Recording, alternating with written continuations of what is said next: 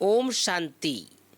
प्यारे भाइयों बहनों, आज आप सबको प्यारे बाबा की मुरली में एक शब्द आता है और वह शब्द है खुदा दोस्त। अब कई भाई बहनें पूछते हैं कि बाबा तो खुदा दोस्त कहते हैं, इसका भावार्थ क्या है?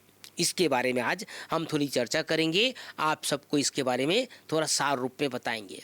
भाइयों बहनों, कंधार के बादशाह अरबाज खान को कोई बेटा नहीं था, इसलिए उन्होंने यह कायदा बनाया कि उसकी मृत्यु के बाद इस राज्य का कोई भी आदमी जो बादशाह बनना चाहता हो 1 साल तक राज्य चलाए और फिर उसे नदी के पार भेज दिया जाए, जहाँ घना जंगल था।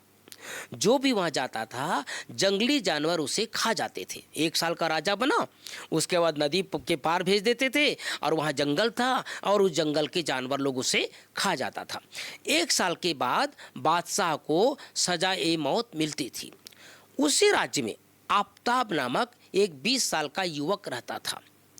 उस समय उसने बचपन से ही अपने बाप के साथ मस्जिद में नमाज पढ़ने जाया करता था, लेकिन उसने खुदा के साथ दोस्त का रिश्ता जोड़ लिया था।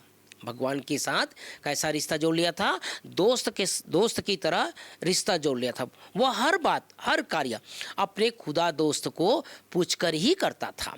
एक दिन आफ्ताब सूरज के अब्बा जान ने घर पर आकर कहा कि कल हमारे बादशाह का अंतिम दिन है, परसों सुबह उन्हें नदी के पार करा दी जाएगी, लेकिन मौत के डर से इस साल कोई बादशाह बनने को तैयार नहीं है, क्योंकि सबको पता था 1 साल राजाई करने के बाद फिर नदी के पार भेज दिया जाता था और उसको मृत्यु हो जाती थी। तब आफ्ताब ने अपने खुदा दोस्त से पूछा, अब राज्य का बादशाह कौन बनेगा? खुदा दोस्त ने कहा, अब तुम बनोगे। तब आफ्ताब ने कहा, क्या आप मुझे 1 साल के बाद सजा-ए मौत दिलाना चाहते हो?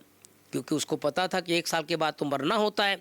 अगर मैं मर जाऊं तो मेरे अब्बा जान और अम्मी जान को कौन संभालेगा? तब उस खुदा दोस्त ने कहा, तुम बादशाह बन जाओ, मैं जैसा जैसा कहूँगा वैसे वैसे ही करते जाना। आफ्ताब बादशाह बनने चला गया और बादशाह बनने के बाद प्रजा का बहुत ही अच्छी तरह पालन पोषण और करने लगा और खुदा की मत प्रमाण करता रहा। 1 मास के बाद खुदा ने आफ्ताब को कहा, क्या कहा? नदी के सामने वाला जो जंगल साफ करवा दो। जिस जंगल में हर राजा को भेजा जाता था, अब खुदा दोस्त ने उस आफ्ताब को कहा कि उस पार जो नदी के उस, क्योंकि राजा हो तुम जो चाहो कर सकते हो, तो उसने नदी के उस पार जो जंगल था उसके साफ करवा दो। उस अनुसार आफ्ताब ने जंगल के पेड़ काटकर एक बड़ा सा मैदान तैयार करवा दिया। अब खुदा दोस्त ने कहा, वहाँ पर एक राजमहल और एक किला और शहर बनाने के लिए कहा। वो उसी अनुसार बनाता चला गया। राज्य के खजाने से ही धन लेकर नदी के उस पार शहर बसाने लगा। उसने सब प्रकार की सुख सुविधाएं निर्मित हो गई। भाइयों बहनों, कितना सुंदर इसका भाव है कि नदी के उस पार जहां हर बार राजा को सजा मिलती थी, हर राजा को 1 साल के बाद वहां पर जा कर के अपने मौत देखना पड़ता था, लेकिन चूंकि आफ्ताब राजा और उसको खुदा दोस्त, तो खुदा दोस्त का कहना मानता था और खुदा दोस्त की श्रीमत प्रमाण वो क्या करता था, उसने क्या किया कि जो जंगल था उस जंगल को कटवा करके मैदान बना दिया और उस मैदान पर एक बड़ा सा महल बना दिया। जब 1 साल पूरा होने को आया, तब कायदे अनुसार आफ्ताब को तो नदी पर जाना ही था, पर उसने पूरे शहर में ढिंडोरा पिटवा दिया। जाने से पहले क्या कर दिया? पूरे शहर में ढिंडोरा पिटवा दिया कि नदी पर जो नया शहर बसा है ना, हर व्यक्ति को नया शहर प्रिय होता है ना, जैसे नई दिल्ली, नया रायपुर, नया इंदौर, जो हर व्यक्ति को होता है, और नया मकान जो होता है वो तो बहुत प्यारा होता है।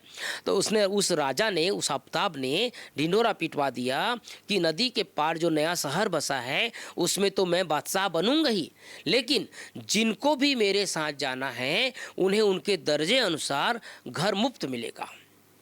दूसरे दिन जब आफ्ताब नदी पार गया तो सारे शहरवासी भी उनके साथ साथ सुख शांति पाने के लिए नदी पार करके चल दिए। तो भाइयों बहनों, इसका भाव यही है कि जो राजा जो होता है वो अपने प्रजा को सुखी बनाता है, अपने प्रजा का ख्याल रखता है। इसका आध्यात्मिक अर्थ ये भाई बहनों, इस कहानी से बाबा हम बच्चों को यही शिक्षा देते हैं, अगर तुम मुझे से कोई भी संबंध जोड़कर, भगवान हमारा क्या है, माता पिता है, बंधु है, सखा है, स्वामी है, लेकिन भगवान को बहुत बार कई भाई बहनें अपना दोस्त समझते हैं, खुदा दोस्त। तो जो भी संबंध जोड़कर मेरी श्रीमत अनुसार हर कार्य करोगे तो मैं तुमसे ऐसा श्रेष्ठ कर्म कराऊंगा कि तुम संगम की बादशाह तो पाओगे ही, लेकिन भविष्य में भी बादशाह पाओगे। और अभी तुमने जिन आत्माओं का कल्याण किया होगा वो प्रजा रूप में तुम्हारे साथ रहेगी। इसलिए प्यारे भाइयों बहनों, हम सबको संगम युग पर अपने साथ रहने वाली आत्माओं को भी सुख देना है और अपने आसपास की आत्माओं को भी सुख देना है, ताकि हमारा जीवन इस समय भी सुखमय रहे और भविष्य में भी सुखमय रहे। ओम शांति, ओम शांति।